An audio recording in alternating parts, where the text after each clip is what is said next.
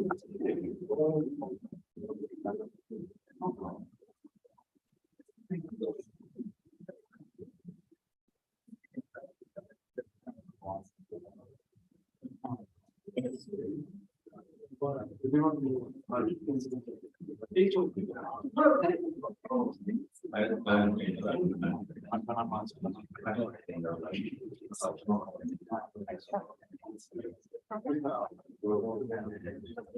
you want to turn that camera around? No, the camera stays. The only problem is that Oliver's going to be going up there for his. We're going to be speaking from up there now. Okay, I just moved the camera here. I just moved this here. We're using that one. I can use this one as well, so I just move it here. It's completely fine. Right. So we have two cameras. Needs to go. Yeah. So yeah.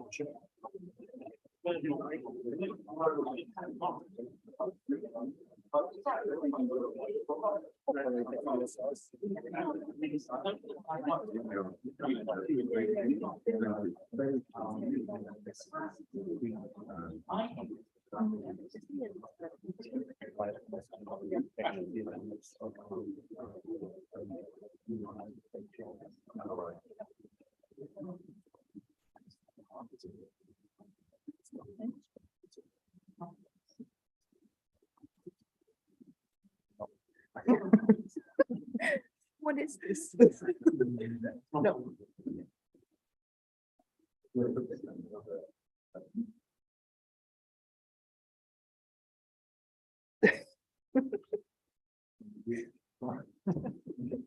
Technology. Okay, yeah, that's better now.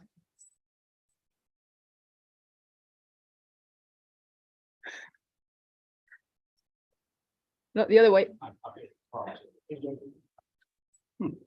Okay. Turn it around now. Turn it around.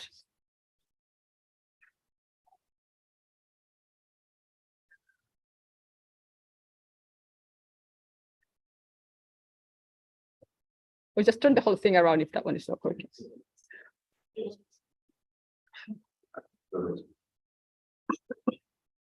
Okay.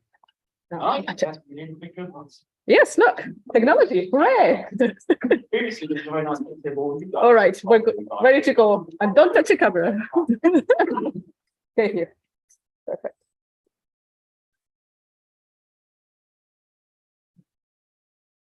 So welcome to the Cambridge Festival and the Cambridge Climate Lecture Series. This is the first of the newly formed Cambridge Climate Lecture Series because we had a COVID hiatus. It was in this room on the 12th of March 2020 that the university closed its doors. We were the last lecture of pre-COVID days. And we had Martin Rees, Parsitas Gupta, Emily Chakra, and Brian Worthington, chaired by Oliver Mawson. And I think that was Oliver's last public engagement, certainly pre-COVID. I don't know how it's bit now. It's fantastic. It's fantastic that Oliver is here to host our event tonight. Oliver is a senior editor of The Economist and has, for right from the very beginning, hosted our Cambridge Climate Lecture Series events for the Cambridge Festival. The Cambridge Climate Lecture Series was set up in memory of David Mackay. David Mackay died before his 50th birthday. He was the author of a fantastic book, Sustainable Energy Without the Hot Air. He was a Regis Professor of Engineering here in Cambridge. He was the he headed up the government's climate. I've got a lot to talk now, but it doesn't exist anymore. But he was the government's advisor on climate for many years. And he was the no-nonsense voice for climate and energy in Cambridge. And we're trying to carry on in his shadow. So without further ado, Oliver, can I hand over to you to introduce this evening? As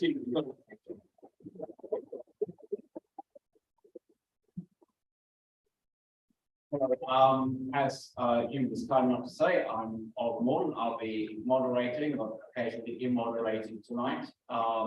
It's my duty to tell you that if there's a fire, you should use the doors. It's that possible. They are there. And that's really it for the formal parts. The best bit now is that I get to introduce my two friends on the stage, who are Gaia and Jonathan Porritt. Gaia is an award-winning writer and broadcaster and the author of three of the very best books on the interplay between human systems and the planetary environment, including the remarkable Transcendence, sweeping survey of humankind's past, present, and future, which takes on Yuval Noah Harari at his own game and knocks him senseless. She is an honorary senior research fellow at the Anthropocene Institute at UCL and a regular host of BBC Inside Science. 4:30 on Thursday? 4:30? 4:30. Okay, so there you go. Pieces at 9. And also, as I'm sure they would make me say if I work for them, it's also available on BBC Snouts. Her most recent book, Nomad Century, explores global migration and planetary restoration in a radical call to arms. That's Gaia. Next to her is Jonathan. Jonathan Porritt has been involved in environmental issues since the early 1970s. He was one of the early leaders of the Ecology Party, which went on to become the Green Party. He was a director of Friends of the Earth in the 1980s and 1990s, and in 1996, I think, he set up an NGO called Forum for the Future, which he sort of described as his vectors of operations. But those operations fan out across a wide landscape. He was chair of the UK Sustainable Development Commission I think in the zeros basically, and has published a whole bunch of books. Perhaps most influential was the first, Seeing Green, The Politics of Ecology Explained, which was really groundbreaking book about why this was a political issue. And the most recent is Hope in Hell, A Decade to Confront the Climate Emergency, which tells us where we are and what we need to do. So these are our two speakers. They're both going to speak for a little bit, just uninterrupted, and then I will start asking them questions, and then you will start asking them questions, and it will all be wrapped up by about 8:30. So with no further ado, Jonathan, maybe you could tell us a little bit about what you want to say. I'm happy to do that. Yeah. You can I know you can. Okay. Well, so I'm slightly unprepared for this because I wasn't quite sure how this evening was going to proceed. But I will just tell you briefly the thesis of Nomad Century and where we are today, which is that we are somewhere between 1.2 and 1.3 degrees Celsius above the pre-industrial average at the moment, probably closer to 1.3. And we are already seeing back-to-back extreme events everywhere across the globe at various times. This last year we saw in Britain, we saw heat waves in mid-40s. I had to take my kids out of school because it was too hot.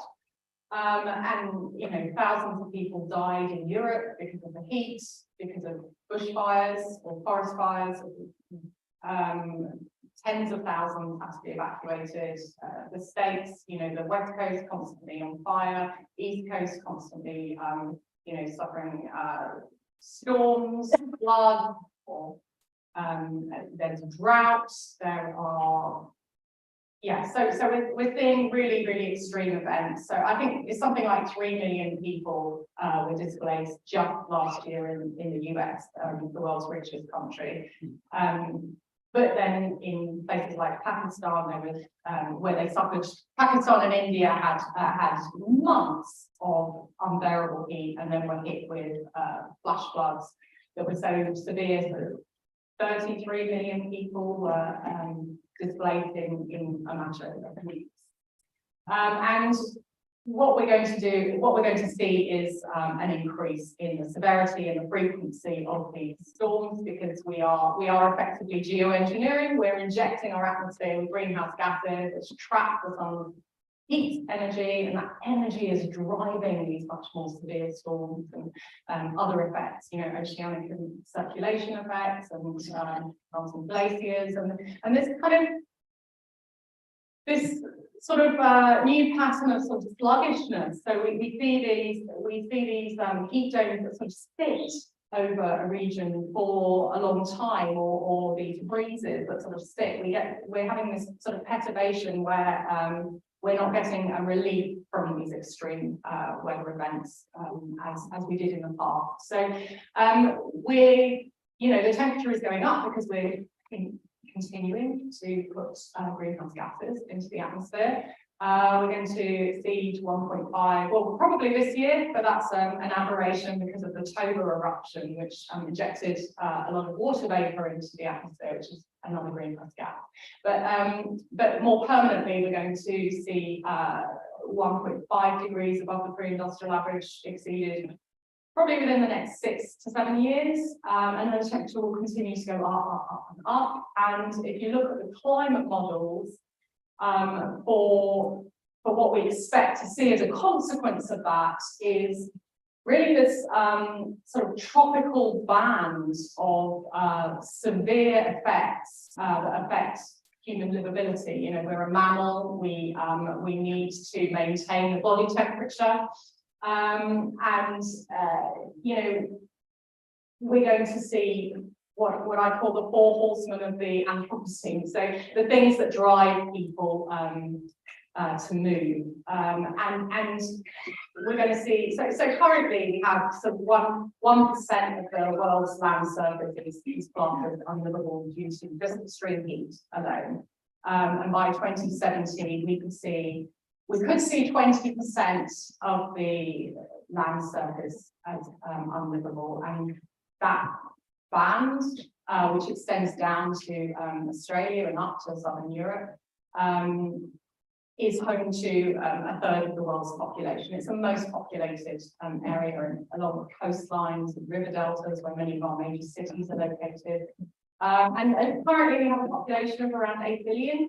And the population is going to rise to between 9 and 10 billion. So we're talking perhaps 3 billion people living in places where they will face unlivable conditions for at least part of the year.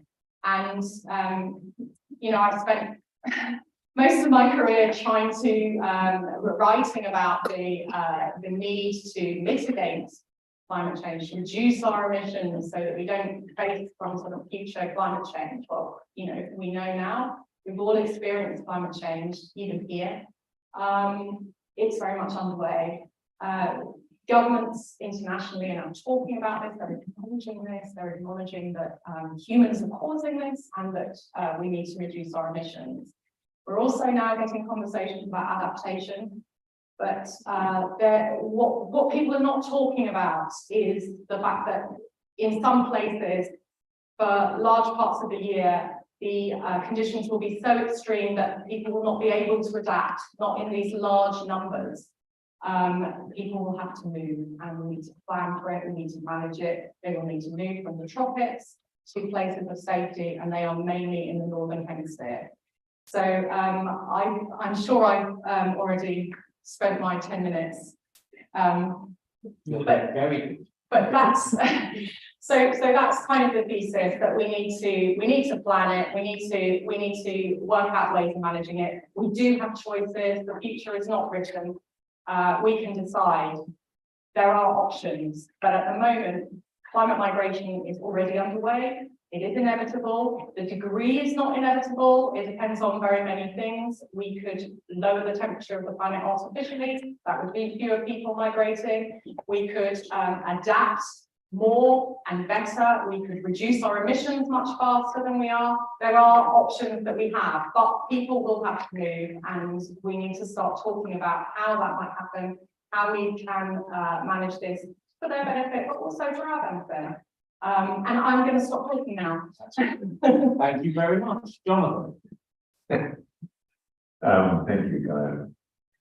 I think what you've just heard there is something that is often referred to as the unvarnished truth about the speed with which these increased temperatures are now going to impact on the lives of billions of people. You will not hear that from any politician. You won't hear it from most media commentators, who are frankly in the pay of very powerful political interests who don't want those unvarnished truths to be shared. And the reality is that the vast majority of human beings on this planet today have not a single clue as to the speed with which their lives are going to be completely devastated by this acceleration in climate change, in frequency and severity of climate impacts, as Gaia said. Not a clue.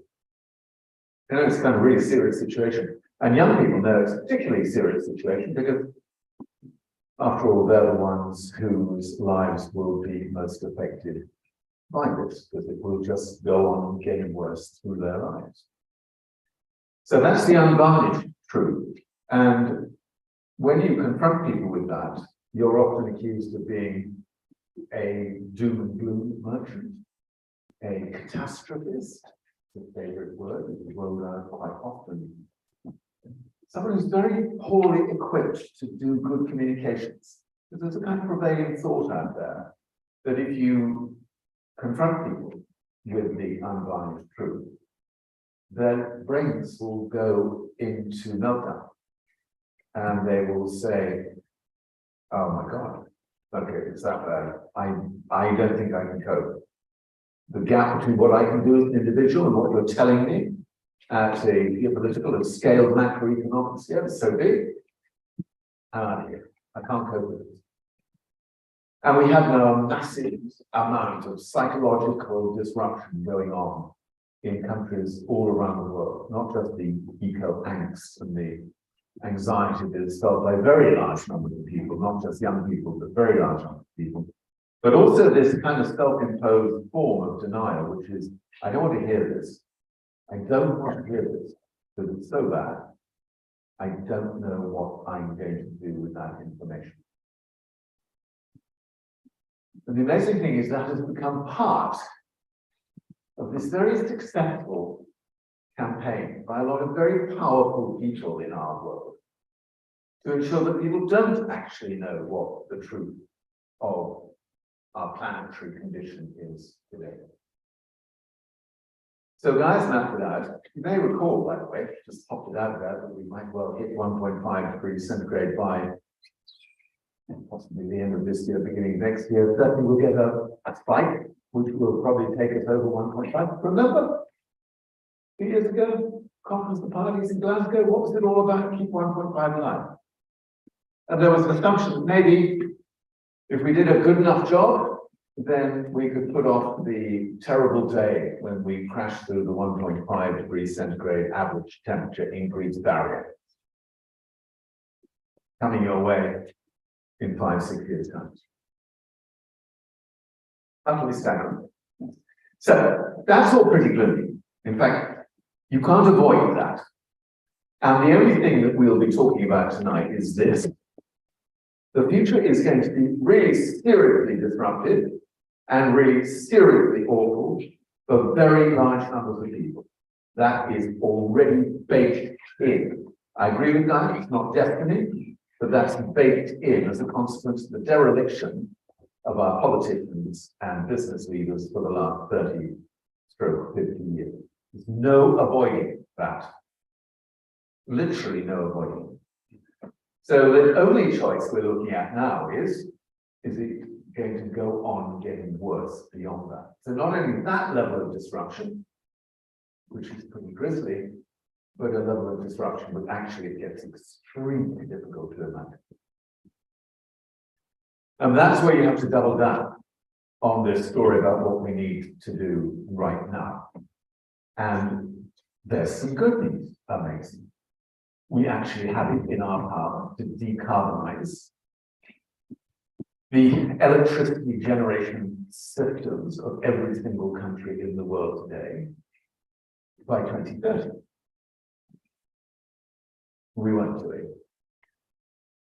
Because, of course, the fossil fuel industries have most of the sterling politicians, world leaders in their pockets. They pay large amounts of money to corrupt those politicians and to defend the interests of the fossil fuel industry. But technically, if we wanted 100% of the electricity the world needs, we could get there, let's say by 2030. Energy as a whole, slightly more complicated, but certainly if we push out to 2040, 2045, before 2050, we could decarbonize the entire energy system on which every other aspect of human life depends. There is another brilliant book out now. Gaia's book is amazing, by the way, not just because of the way she spelled this out, but we'll come back to the migration story, I'm sure, in our Q&A. There's another amazing book out at the moment by a guy called Mark Jacobson. No miracles needed. He's a brilliant scientist who's been tracking for 30 years the degree to which policy making has been corrupted by people who should know better, by fossil fuel interests and so on. His book, No Miracles Needed, is so clear. We don't need anything else other than what we've already got. That's extraordinary to think about that. So in particular, solar, wind, water, storage, microgrids, the whole bit. Efficiency, the whole bit. But if politicians chose to press down on those now today, we could do a huge amount to stop this continuing path towards really horrendous conditions for so many billions of people. So how does that make any of us feel? It makes me feel angry now. As Oliver said, yes, I got involved in this in 1972. Still there, still angry, still fired up by the need to bring it to people's attention, but this isn't accidental. It happens because we give power to a lot of people who don't deserve power. And if we want to make the difference that I imagine everybody in this lecture theatre tonight wants to make, then we have to do that bit of it very differently. And if you think you can detach the climate story from the politics of what is going on in the world today, you are sufficiently deluded to leave the lecture theatre now. This is all about the politics and all about what we need to do to bring more of that control back to people who can see now what is going to happen unless we begin to act very differently. That's me off for 10 minutes, right? Thank you very much, and thank you both for laying out your pieces so well. Can people hear me? Okay, if anyone can not hear me, start waving. If anyone can not hear me, start waving or something. I can't be bothered to stand up at a microphone. We only have 2 microphones and speakers. So, and I'm assuming that this comes over whatever sort of lovely internet-y access we're offering to people outside. So, thanks very much for that. First thing I wanted to ask about was, as Hugh mentioned, last time I was on this stage was the last public event at Cambridge University before it closed down in 2020. You both brought out your most recent books during lockdown, or just after, I think, in your case, Guy. How did COVID and the world's response to COVID change your thinking about the climate emergency?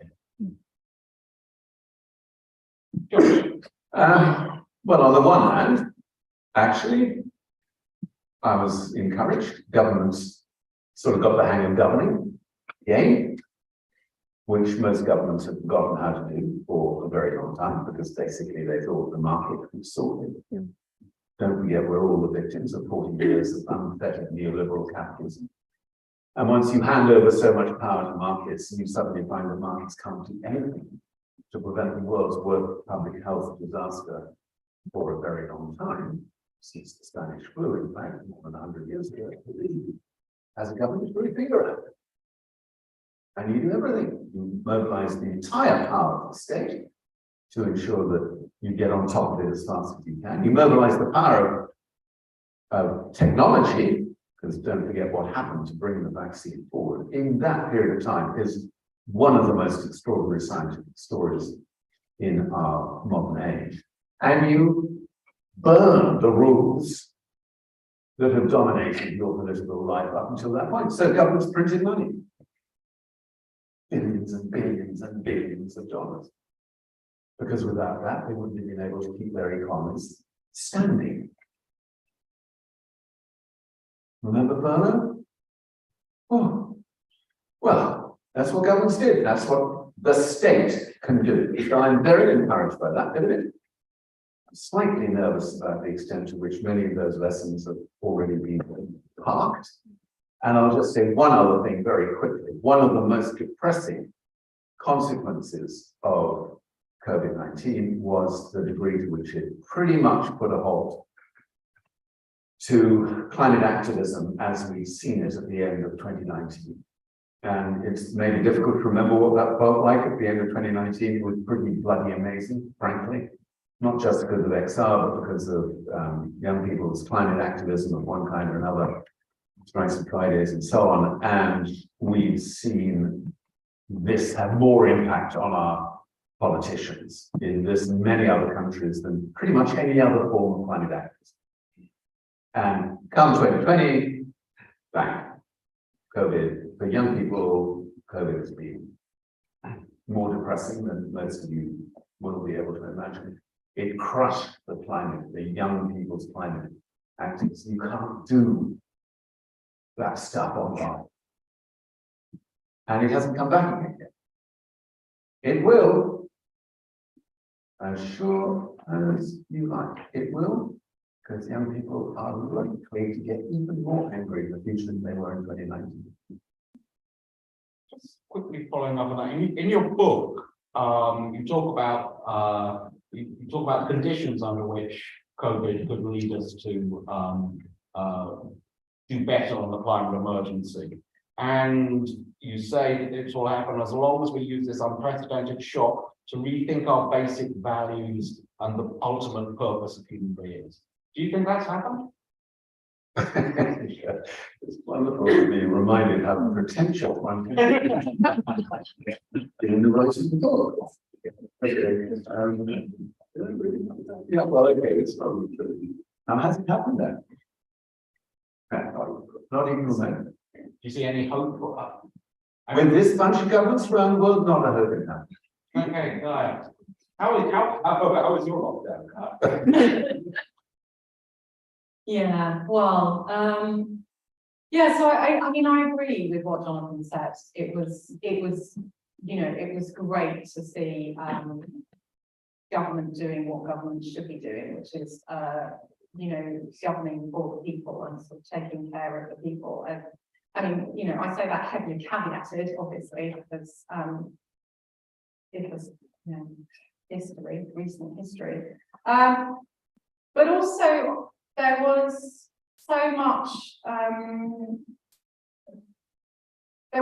community spirit, even though communities couldn't come together physically quite often. And I think throughout the history of humans, something that has remained true is that we do not achieve anything without cooperating. We are super cooperative. That's how we succeed, right? And the challenges that we face now, these huge global crises, can only be faced together, acting cooperatively. And we've seen this sort of steady over the last few decades, the steady erosion of that community space, like literally the physical space, the public spaces that we have to congregate and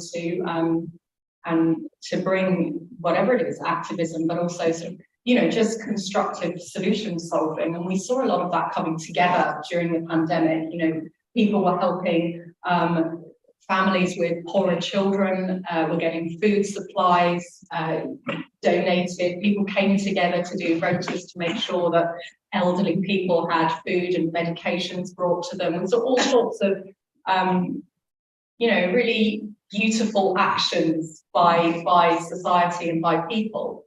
I would also say, not to be too much of a downer, but we also saw the huge global inequalities and state inequalities that we see with climate change and with all of these things. Climate change is a threat multiplier. If the people that are the poorest, that are facing also conflict, or they're marginalised communities, they are the ones that also receive the biggest impacts of climate change. And whether they're because they're living in a poor country in the global south, or because they are poor Black people living in basement apartments in New York when a storm comes in and floods it and kills those people.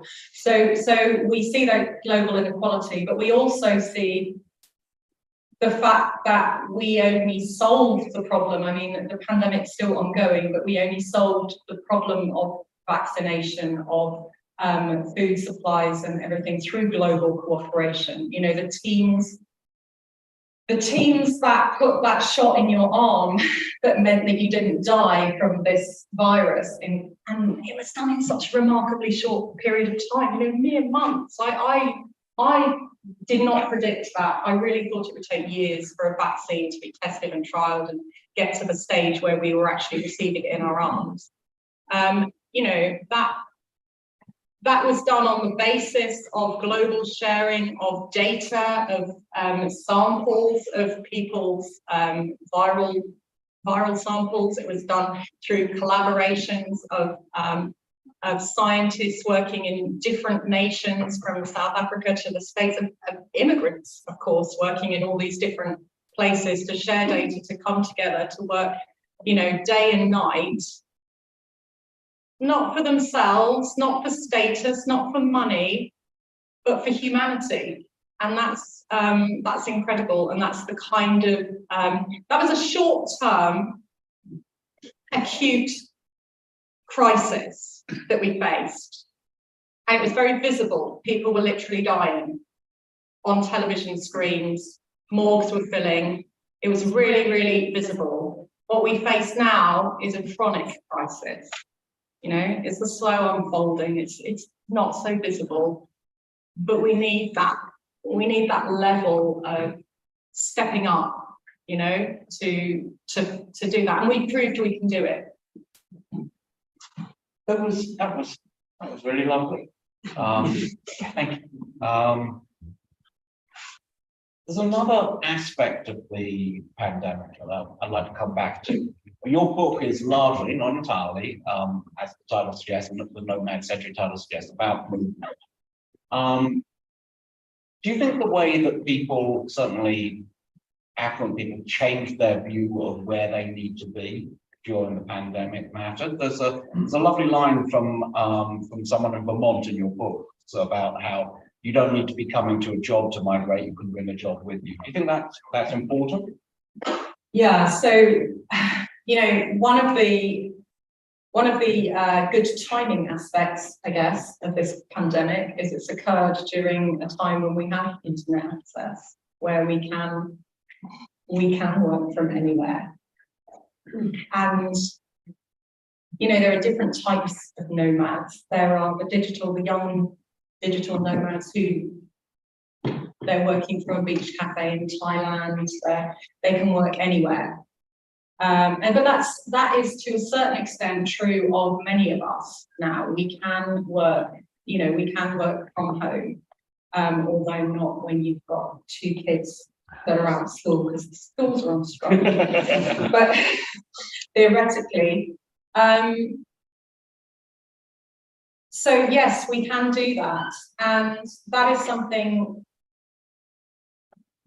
That is something that Labour has changed a lot over the past decades, and it will become increasingly easy to work remotely on so many different types of jobs. Of course, there are many jobs for which that is impossible. care work, nurses, the types of people that were, of course, the most exposed to the virus, were also the types of people who are most exposed to climate change. I mean, if you look at somewhere like Dubai, that is effectively unlivable, but it's been adapted so that a small, very wealthy population can live in a hermetically sealed, climate-controlled shopping mall, essentially, with everything brought into them: food, water, energy, etc. And they can work in there, they can, remotely. But construction workers, of course, many of whom are migrants, they're dying of heat exhaustion or kidney failure or whatever, because they are living in the actual unlivable conditions. And so, as we move on through the century, in the coming decades, when places become unlivable, they won't be unlivable for everyone. That you can adapt to small populations brilliantly. You can bring water into drought places with desal. You can do a lot for a small population to live. You can't have the population, say, of Mumbai, which is like around 30 million people living in the Mumbai of 2060. You can't. People are living. At least 9 million of those people live in slum housing.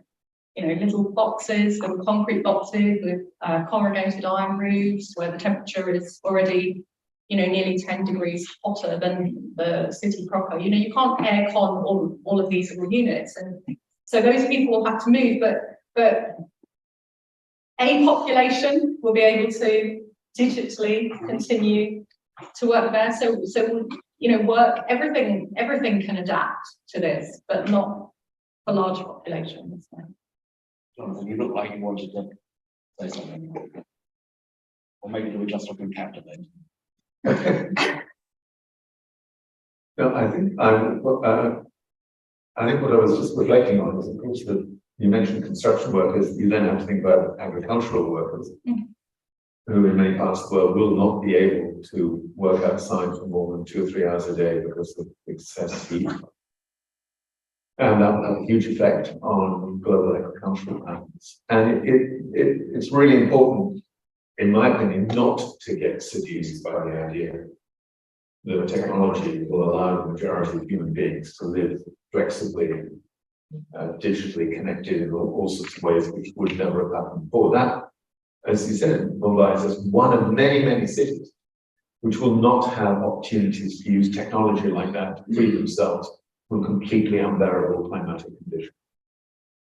And what we're at risk of is this very wealthy population, small number of very wealthy people, basically buying up land in New Zealand to make their little climate oases and hermetically sealed.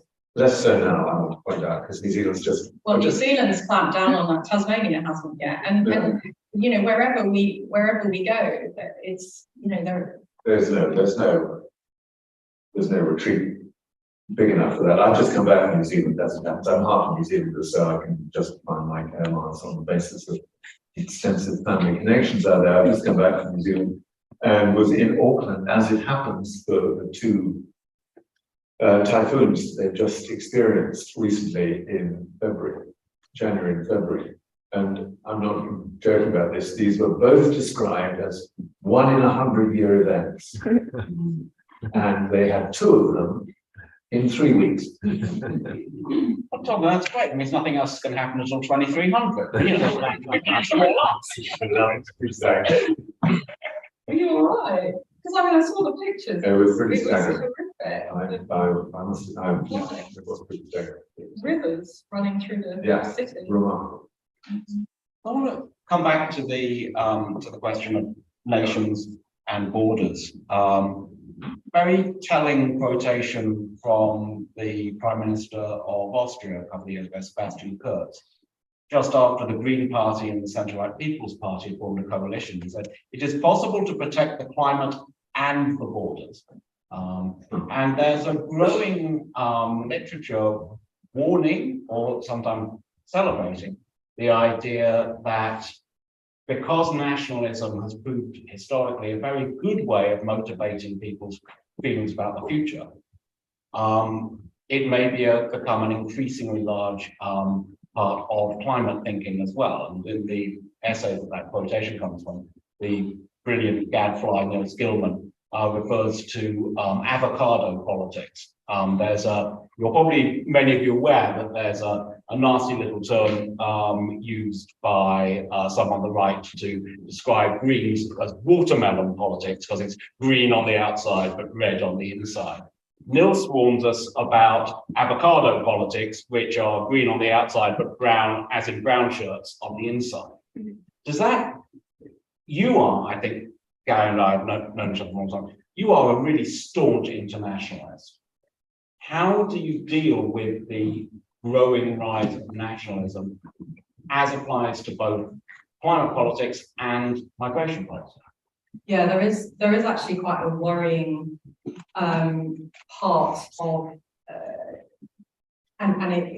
there is a fear actually that environmental concerns can be used by the far right to restrict to further restrict all the controls. Yes, I mean, borders are just, they're not suitable, they're not appropriate, they don't work under Anthropocene conditions, under the climate conditions that we are facing. They're just not tenable. They will have to change. How that happens, of course, is the big fear. You know, is it going to happen through conflict, or is it going to happen through negotiation and planning? And you know, we have to develop a new idea of what a national identity is, what it means to be part of a state, part of a nation. And there is this extremely concerning rise. We've seen the rise of populism, but this rise of ethno-nationalism really is extremely worrying. This idea that you are biologically somehow tied to a piece of land. I mean, I'll just say that, of course, that is nonsense.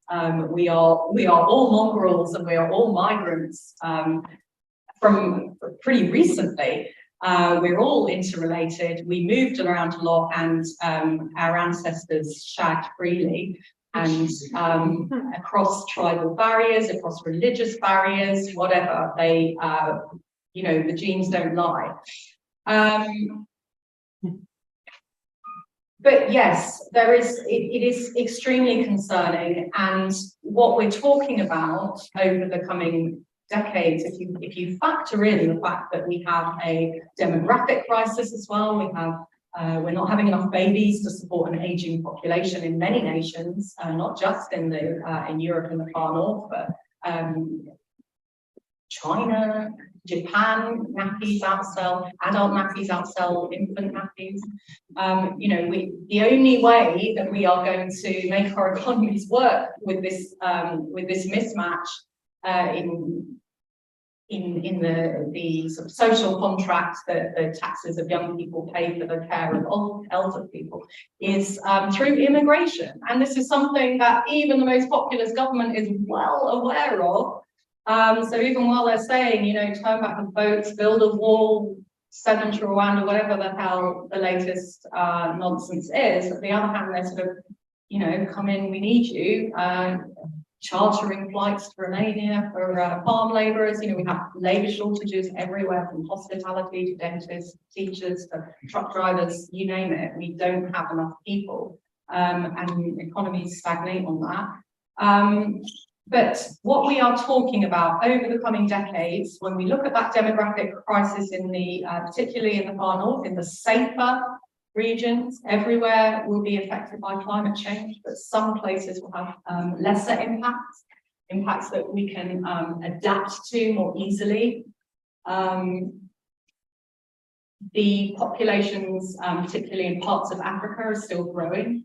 We are talking about more melanated people moving to places that are currently more homogenous and much more white. So you know, what we're talking about and what really needs tackling, of course, is racism.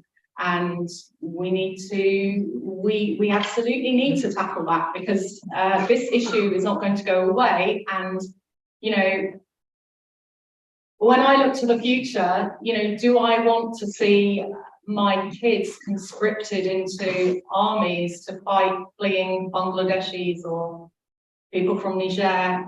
Or do I want to see them living in, you know, denser cities with a Bangladeshi neighbor and a neighbor from Niger? Well, for me, it's an absolute no-brainer. So, yeah.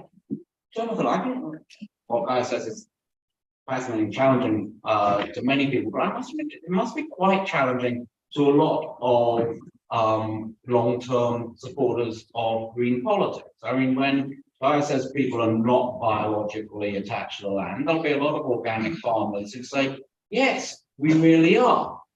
And you know, although not getting into the old form of the environment and population debate, I would have thought that although they would welcome this idea in principle, I would have thought there were a lot of people who really care about green politics in a local environment conservation nature sort of way, who would think the idea that Britain should be home to 10 million more people would be really freaky. How do you see that tension in the green community? People come to terms with that? You're correct. There are a lot of people in the green movement who would find the idea of 10 million more people on top of our existing population as pretty hard to deal with. There's a fascinating bit in Gaia's book where she talks about the nation state and how the nation state actually is. You may think that the nation state embraces the whole of human history. In fact, it's quite a new construct, basically. But the difficulty is in the short period of human history where the nation state has become the dominant expectation of how we organize ourselves, defined by borders, amongst other things. Because within your nation, you understand who you are, and everybody outside your nation is defined as the other.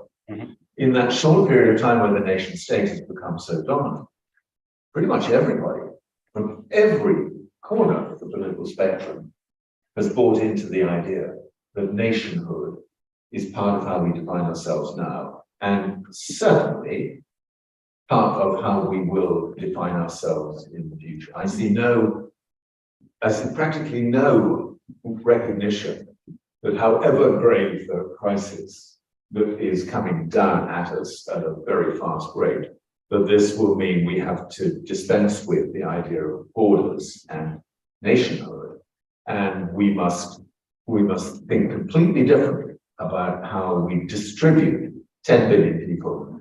I wish it might be less than 10, Gaia, but it won't. How we might distribute more equitably 10 billion people to ensure the best life chances for the greatest number of those 10 billion. I see absolutely no recognition of what that would mean at the moment. And in that regard, what's happening in this little country is, of course, a pretty horrendous forewarning of just how bad that is going to become, with the whole, as Gaia said, ridiculous stuff going on at the moment around stopper votes and so on. But note the main accusation against Labour and the Lib Dems and the Greens, which is open borders.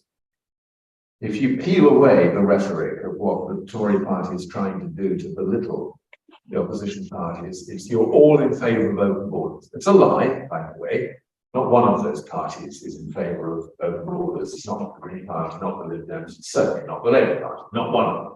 But it's a lie that sticks with the hateful right-wing media that we have in this country. And this is just a tiny little taste of what's going to happen when we have, as Gaia points us to in her book, the possibility of billions of people on the move in the second half of this century, not just tens of millions or even hundreds of millions, but billions. And the idea that this is going to, it certainly will totally transform the way we see the world, that is for sure.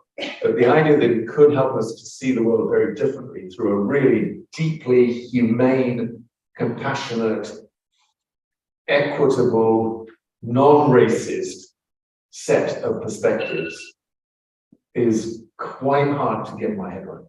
Because as things get tougher, the politics of the populists and the xenophobes and the racists will become more and more powerful.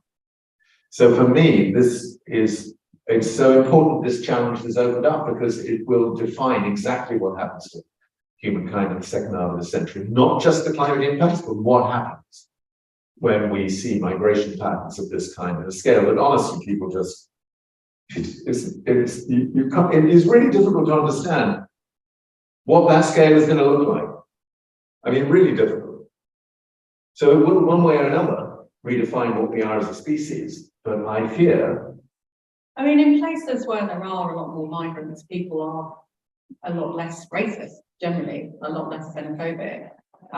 You know, if you look at the major cities of most countries, they are where people are familiar with people from, you know, they go to school and they work with people from different backgrounds. They are less fearful of people from other places. So, you know, this transition is underway and it has been occurring. Yeah, no, it's true. But yeah. But you still got the atavistic racism of America to remind you how deep this runs in different parts of society and how easy it is for unscrupulous politicians to play. I mean, America is just such a shockingly evil place that it's almost beyond imagination. But do you think that America is a more racist society than China? no, actually, I don't, as it happens. No, I think people tend only to go with the bits of racism that they are familiar with themselves firsthand. But no, oddly enough, since you asked me directly, I find China pretty hateful nation as well, and its treatment of its minorities is more egregious, inhumane, cruel, and intolerable than any Western country's treatment of its minority. There's simply no doubt about it.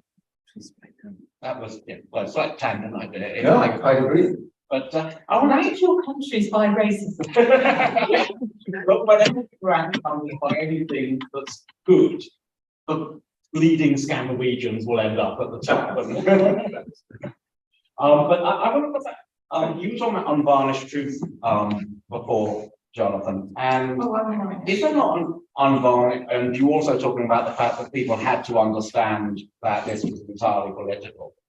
Isn't the unvarnished truth of green politics that despite many achievements, it just hasn't done enough in 50 years? But your book suggests that that the rest can be done in 10 years. You talk about having a decade to save the planet, and you say it's mainly political. Yeah. Thanks, Oliver. So I didn't want Gaia to think that she was a downer, so I thought I'd take that on myself. Yeah. I think that when I sort of can persuade myself that this is still doable, I look to what makes it doable. And 50 years ago, it was simply undoable to think about a world which could live sustainably on this planet, which we didn't have the technology. I am not a big technology person, but trust me, if we didn't have this technology revolution unfolding in our lives right now, you couldn't begin to talk about a sustainable future for humankind. It would be a completely self-indulgent conversation.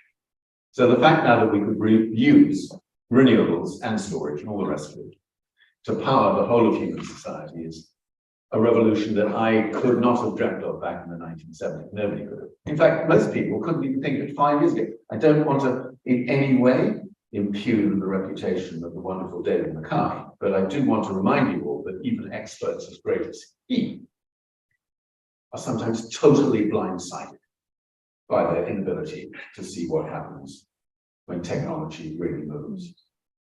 So even 7 years ago, just before he died, David Mackay described the idea that any advanced industrial nation would be able to source the energy that it needs from renewables as, quote, an appalling delusion. An appalling delusion. Here in the UK, we're up to 50%, we'll go to 60% by the end of this year. Most industrial nations could go to 67% within a very short period of time. How does a guy like David Mackay get to be so blind? Well, I'll tell you, because very often they're not as objective in their judgments as you might like to think they are. David was a massive fan of nuclear power. God help us. How can anybody be open-minded about a technology like nuclear power, which continues to fail year after year after year after year after year on any criteria that you choose to bring forward? Sorry, God, if your section on nuclear power is totally rubbish. But that's totally rubbish. You see, people have blind spots. They just get into this place. These great fan of carbon capture and storage, as it's all of. I'm not a particular fan of carbon.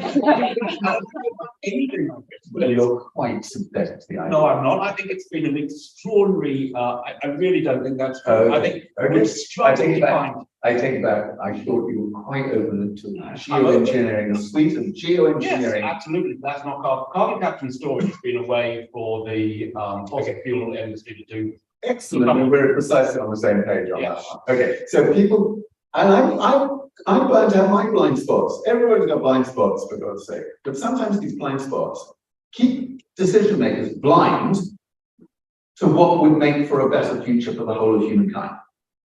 So what was in Jeremy Hunt's bloody budget speech 2 days ago? There was reams of garbage about most things. A little bit of a sort of tokenistic nod to, isn't it good that we've got such an powerful offshore industry here in the UK? And then he banged on about nuclear and carbon capture and storage. Why? Because the Tory party depends on the fossil fuel industry, like most other parties do. So these blind spots, you've just got to factor them in. Anyway, I couldn't have done that 50 years ago. Sorry, I've gone off on several tangents here. I couldn't have done that 50 years ago. But now that makes the notion of a viable, sustainable, compassionate world for 10 billion people doable. And if it's doable, it's sellable. And if it's sellable politically, it can be delivered. So 50 years ago, I wish that had been the case. Honestly, it's really impossible. Okay. I'm going to do one last thing here and then we'll be opening it up to the audience. There's a chapter in, which we just touched on to some extent, there's a chapter in Jonathan's book called We Have to Talk About Geoengineering, which makes you think that we need to talk about Kevin. There's a chapter in your book called Restoration, which deals with some of the same topics. And I suppose that depends on whether the feelings depend on whether you think that, whether when you hear restoration, you think tragedy or comedy. But taking Jonathan's challenge, we have to talk about geoengineering. You do talk about geoengineering. Why? And when some people would wish that you didn't. Why do you talk about geoengineering?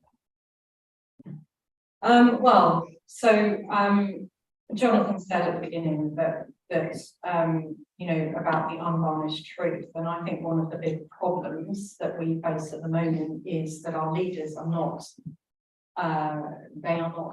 telling us that we talk about. They are not, partly some of them because they're too stupid, but some of them because they are for other reasons are not telling us. You know, really, I think that's unfair to stupid people. People aren't necessarily liars. well, I think there's a bit of both. Some lying, some stupid. So you know, I think if leaders were honest to the electorate about what we actually face and what our choices are and what our choices would genuinely entail, because there aren't any easy options now. You know, if we had acted in the 1980s, you know, we could have decarbonised nice and slowly. It would have all been fine. It would have been very painless and very easy. Well, you know, that time has been and gone. We are where we are now, and we need to start being a bit more pragmatic about what we face. And what we face are choices. We have social choices, like how we might manage mass migration. We have technological choices. We have many choices. Each of them comes with a lot of, you know, none of them are easy. Everything involves global negotiations. It involves, you know, long wrangling domestically, regionally, and so on. None of them are easy. But unless we have these choices properly laid out, we can't make democratic decisions. And I think it's very likely, myself, that given what we are likely to experience in terms of extreme conditions and the consequences for people, everything from enormous economic losses, losses of life, losses of huge swathes of agricultural land, food price hikes, all of these things that we will deploy geoengineering technologies to bring the Earth's temperature down. At some point, I don't think we've explained what we're talking about with geoengineering, because there's a little bit of confusion earlier. But so what I'm talking about is cooling the Earth. So at the moment we're injecting the atmosphere with greenhouse gases, which is heating the Earth, but we could inject the stratosphere with reflective particles. Most likely contender would be sulfates, to reflect back the sun's energy, and that would have the effect of cooling the Earth. The mechanism is pretty well understood. We currently inject the lower atmosphere with large amounts of sulfates all the time through industrial pollution, shipping lanes, and so on, which has the effect of cooling parts of the. In fact, one of the reasons that places like China are experiencing much hotter temperatures and droughts is because they've started cleaning up their heavy industry, and that has meant that the heat of global warming is unmasked, you know.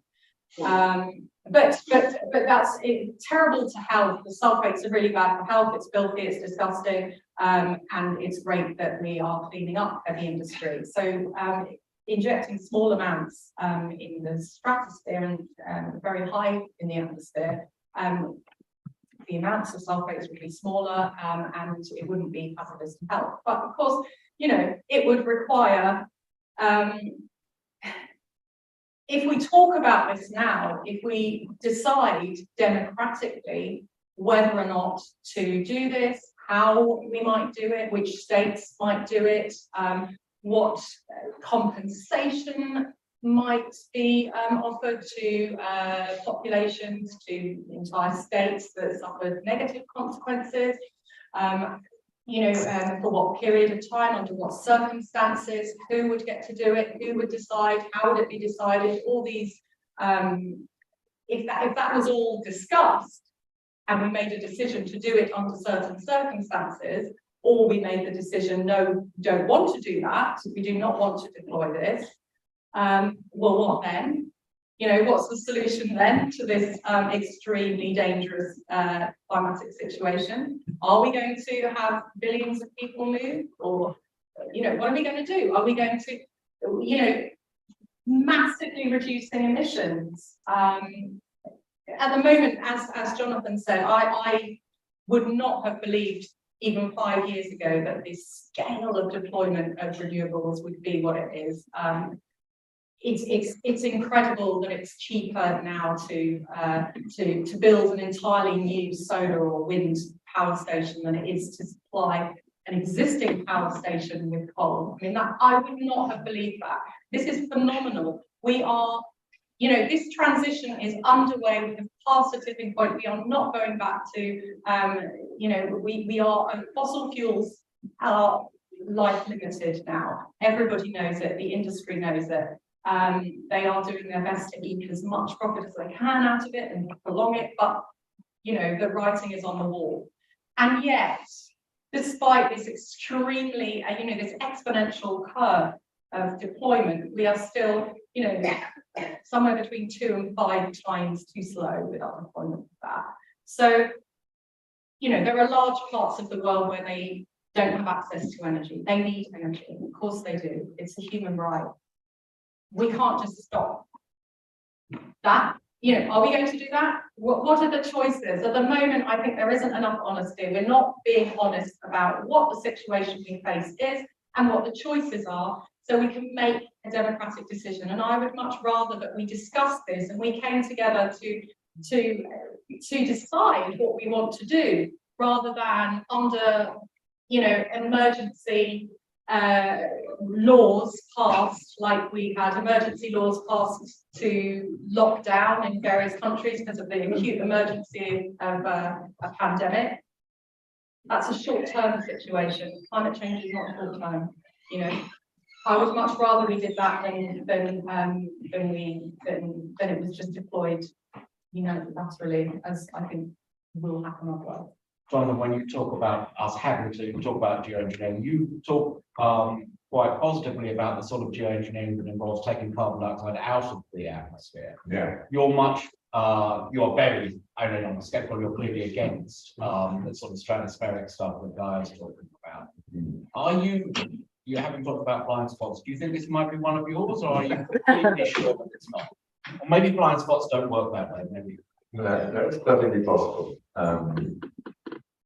I can't deny that. Part of my skepticism about solar radiation management, which is what I was just talking about, which is affecting the composition of gases in the upper atmosphere. One of my problems are the people who are proposing. And those are, by and large, the very same people who have brought forward the energy policies of the last 50 years, involved in the fossil fuel companies, the right-wing think tanks, the private equity investors, the whole cabal of exactly the kind of people who you would not entrust your toenails to, let alone the future of life on Earth. So when Gaia talks about the governance of solar radiation management, I entirely agree. And at the moment, there is no governance. The UN does not know at the moment how to deal with this. But skepticism about who brings forward certain technology opportunities, you need to be skeptical about it just as a matter of course, because otherwise you're going to find yourself on the receiving end of whatever the worst expectations you might have of certain technology propositions of that kind. But we are going to have to go there. We are going to have to, in my opinion, suck tens of billions of tons of CO2 back out of the atmosphere. I hope we'll do it mostly through geoengineering, through sequestration of CO2 back into natural systems, terrestrial and marine systems. The figure is roughly 8 billion tons a year that we might need to take back out of the atmosphere. That is a stonking amount of carbon withdrawals that will be needed. And don't forget, at the same time, we're still putting 42 billion tons of CO2 into the atmosphere every year. So obviously we're stacking the odds against us, because every year that goes by with us still at 40 roughly billion tons, clearly the withdrawal challenge gets bigger and bigger. So I'm completely open to the fact that I have probably got certainly some prejudices working here about this, and I'm open to what Gaia suggested, is that we definitely need a much more intelligent, far-sighted debate in public about what it is that we're going to need to do. A simple story: we're at 418 parts per million of CO2 in the atmosphere at the moment. Methane levels as high as ever, so it's not really 418, it's probably closer to 475 by the time you do the CO2 equivalent. 475, 480, we probably have very little prospect of a safe operating space for humankind unless we can come back down to 350 to 375 parts per million. That's the nature of the challenge. And solar radiation management will shield us from that reality for as long as we keep putting those particulates, sulfates up into the upper atmosphere. But as soon as you stop doing that, the book. and now the downward line moves over. Now these people have been incredibly interesting and have taken up a great deal of time, but we would still like to have some questions from you in the time that's left to us. I don't think there are any roving microphones. Maybe probably don't like microscopes either. But I will take questions if I see hands. Is that a hand, sir? Yes. Okay, I'll take lady there and then you. As our first two questions. Yeah, thank you very much for a fascinating talk and all sorts of very interesting things you said. You spoke about the corruption of politicians and the media. But I also would like to raise the subject of the corruption, or perhaps you could say more gently, the entanglement of our educational institutions, such as the University of Cambridge, which hosts on its land Schlumberger, which is the world's largest oil services provider. And I just wonder what you think about this entanglement of fossil fuel interests with the very powerful, the most powerful people in our society and groups in our society, including our educational establishments. Okay. And you, sir. Yes. I'm going to try and cheer people up. So I went to a lecture last week by a guy called Dr. Rupert Way, who's from Oxford. We're allowed to make Oxford here. And he has some interesting studies about the price trend, the cost trend for our generation of particularly solar and wind, but what he calls P2X, which includes hydrogen and methanol, other synthetic fuels. And he thinks that the IPCC is being a bit pessimistic about how cheap those will get in the next 2 decades. But it relies on a lot of investment. Of course, one of the big challenges is getting CapEx, which is currently in fossil fuels, into green. So I want to ask both Gaia and Jonathan how they feel, if this is true, how we feel we could sell this. Because as John was saying, if it's doable, that's sellable, right? So how do we go about persuading people that it's possible? One of the big things Dr. Way said was it could be cheaper. So that should be a good selling point. If I Dr. Way, do you know, is he one of the authors on the paper with Join Farmer that came out last year? That's what I was thinking. Yes, there's a paper which I'm sure that you know about. Some of your audience may not, saying that when it comes to the price per kilowatt hour of renewables, we ain't seen nothing yet, but there are still a number of doublings to go. So, Gaia, should Cambridge kick Schlumberger off their site over there somewhere in the west? I think they should. Okay. How would that be more? Actually, no, that's fine. We've got more questions. Jonathan, I'm going to take your answer to that as read, actually. What about this thing that rather that salesmanship is going to be the key here, that we just need to convince people that it really will be cheaper this way. Yeah, no, absolutely. I mean, that is the heart of how you sell things to people today. Not only has it got to be convincing, but it's got a price tag that makes our lives look easier. And it is the horror story of how our energy pricing system works in the UK today is just so completely staggering. So the combination of that, plus don't forget the efficiency story, retrofitting housing, will make a massive difference to the bills that people pay. Massive difference. And that will probably persuade them that this green stuff makes good sense. After all, I never gave it much time before, but this looks good to me. So I'm completely on that side of the equation. I don't think we've seen anything yet either in terms of what will happen around levelized cost of energy type comparisons, which will be. Worry about what people, I mean, I tend to agree that the way that you will get, that you will force the energy transitions by making renewable energy incredibly cheap. Once renewable energy is incredibly cheap, do you worry at all from other environmental points of view about what people will do when they have access to huge amounts of energy and don't need to scrimp and save when they... Honestly, Oliver, we're doing so well up until that.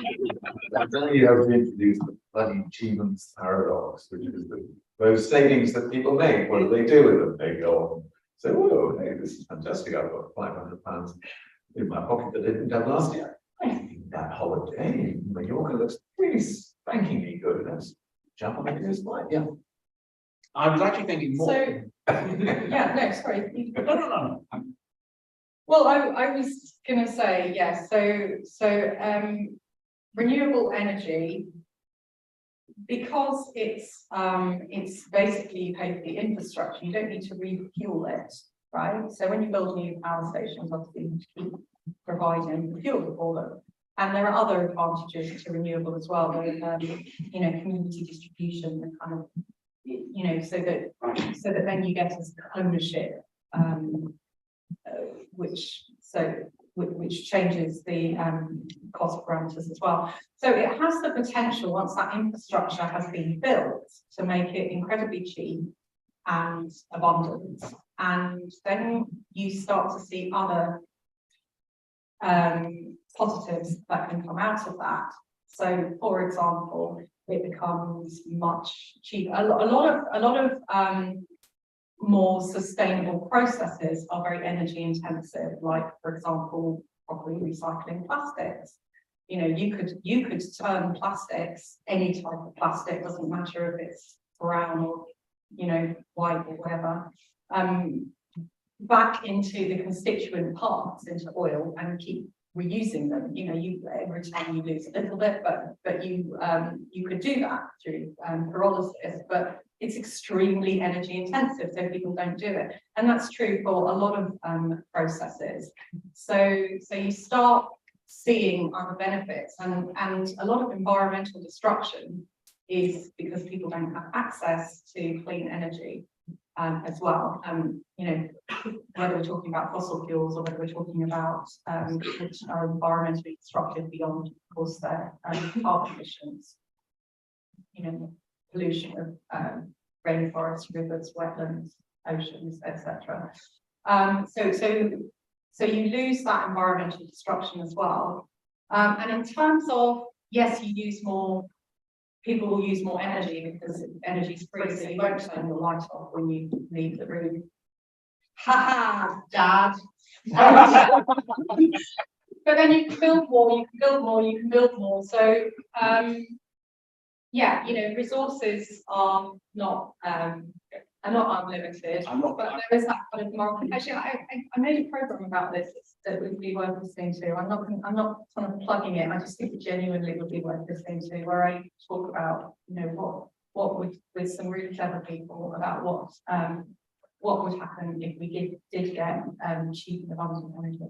Cool. It's a great question. I'm not going to sort of like go into the question of how some people in the green movement will react to the very angry people and angry people. I'm going to take two more questions from this side. I'm going to take that gentleman is like chilling, and the lady behind him. Yes. There's no mic, you just have to shout. I guess my question about the scale. You talked about COVID, amazing development, and a lot of the rules, you know, the regulation was torn up, and we sped through the regulatory process. How do you do that across every sector of the economy? I mean, there's horror stories at the moment that offshore wind farms are taking 8 to 15 years to get permitted. How do we sort of create the decision-making nexus sector by sector, even when the technology is cheaper as it is? You roll it out at the speed and scale required. And for example, Mission Possible Partnership recently published a whole series of roadmaps across 7 industrial sectors. As one example, between now and 2030, we have 100 green steel plants operational. We've got one pilot now. It goes up dramatically between now and 2050. How do we accelerate that whole decision-making process and make it, you know, so that we can roll out the infrastructure and the assets at the speed and scale required? While you're thinking about that, the second question. All right, thank you, Gaia, for your very clear answer to the first question there about Schlumberger. I have a leaflet here with information how you can sign the open letter. So if you'd like one, or anyone else, you're very welcome. That's an aside. On the 21st to 24th of April down in London, there's the big one, which is an XR inspired action. But it's not a normal XR rebellion. It's all been agreed with the police. There's lots of other groups coming. No mass disruption. But on the Friday and Monday of those days, there's going to be people pickets outside lots of different government departments.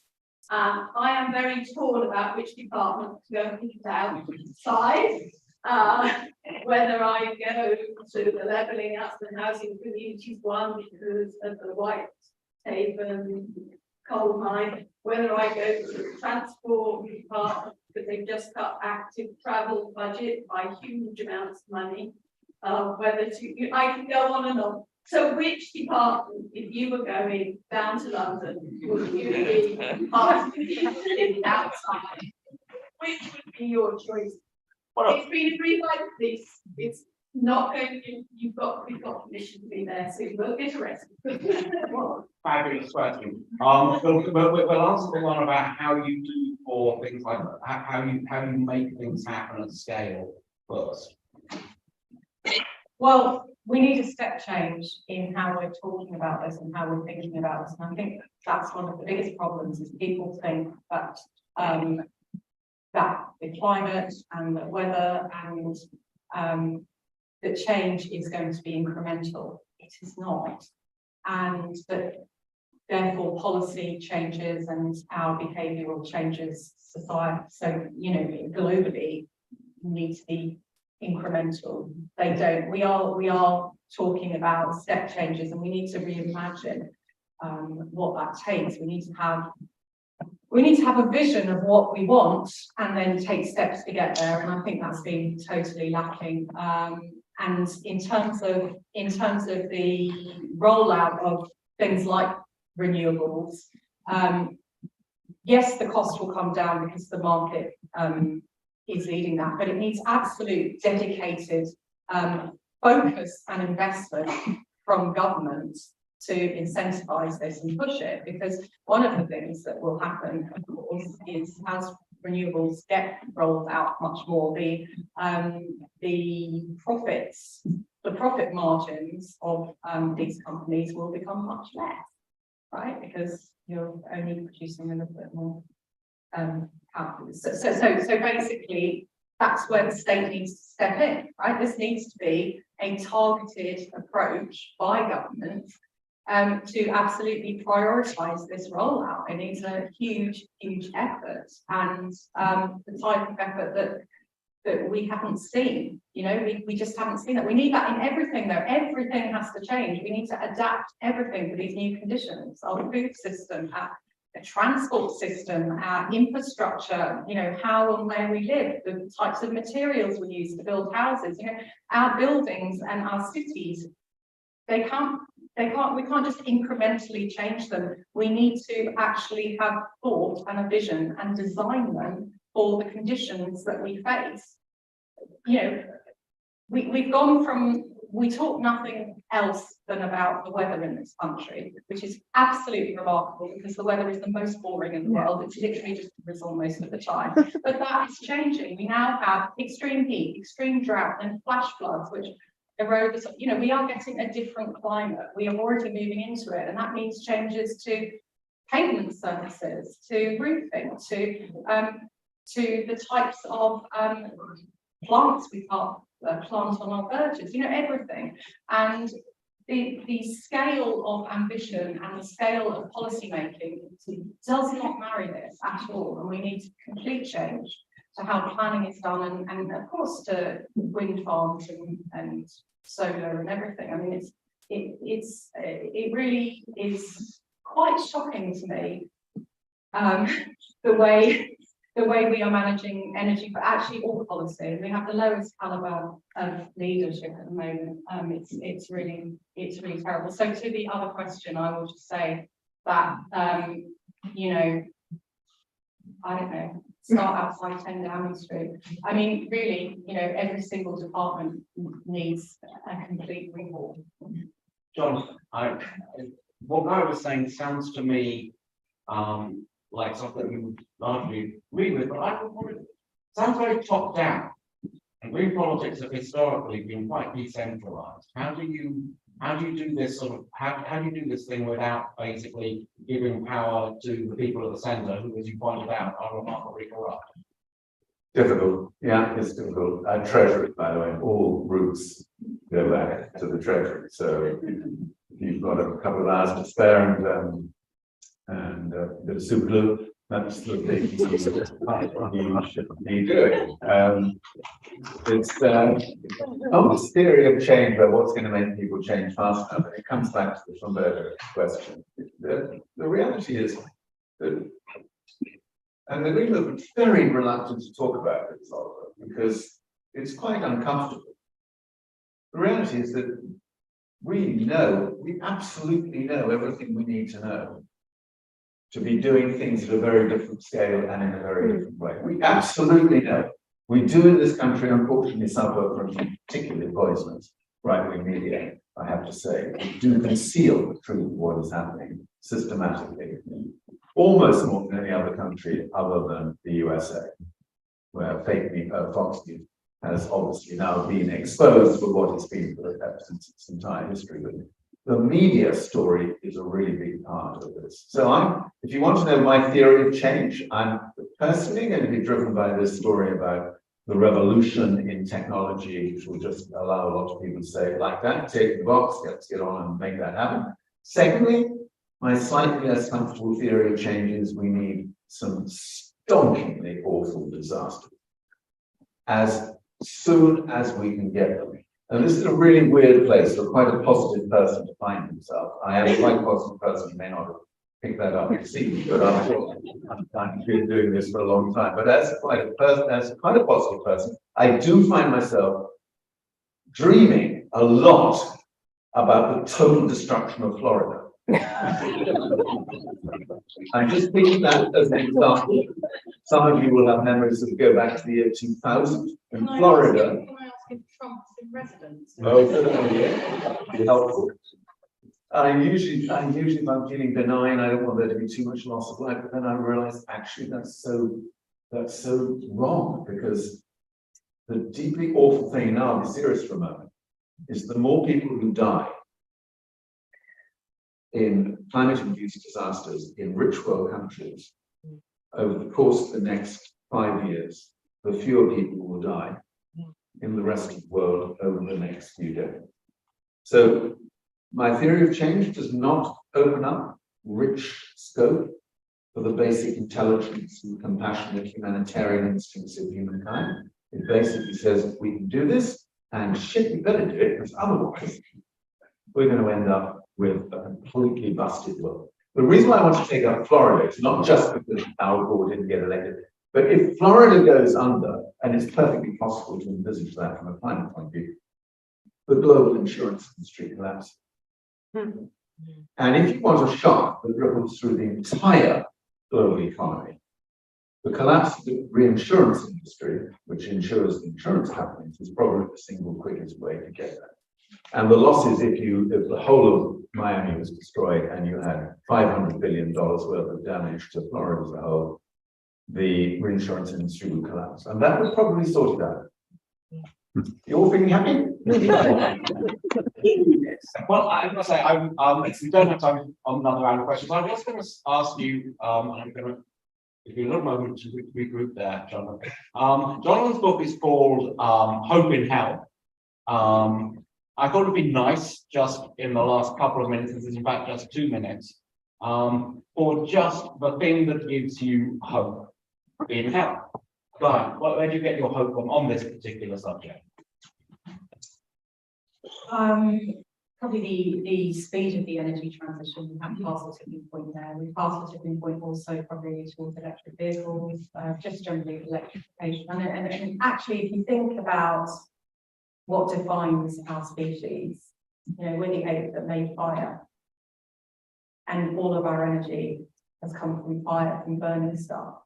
And now we're doing something really extraordinary, really different, a huge revolution. We're moving away from burning stuff. And I don't think you can underestimate what a huge thing that is, and why it is so difficult. You know, it's not easy, it is difficult, and yet we're doing it. But I get hope from people who want to change things, right? The world we live in now exists because people had in their minds, in their imagination, and shared it with each other, this vision of what could be, and they made it, and we're living it. And that's true, nothing really was an accident, it was dreamt up in people's minds. We can do that, we can dream up what we want, we can have our own vision, it's in our minds, and we can share it with each other, and we can do our best to make it happen. It's possible. So, you're. I'm buying into a lot of that. No system lasts forever. You've had 40 years of the worst kind of neoliberal capitalism that has stripped whole countries and populations bare. There's pretty much nothing left to exploit any longer. That system will assuredly collapse. So what gives me hope is the inevitable collapse of that cruel system. The technology story and the eventual but completely inevitable uprising of young people when they come to terms with what it is that their parents and grandparents' generations have done to trash their prospects on this planet. Okay. I'm sorry, that really wasn't meant to be a last line. I think that is a very strong ending, and it is also the ending that we have. I'd like to thank you for being a very attentive audience. You seem to be almost exactly as many people as you were at the beginning, which is quite remarkable on a Friday night. And of course, I would like to thank our two wonderful debaters and panelists and discussants and the show. Thank you, Jonathan. Thank you, guys.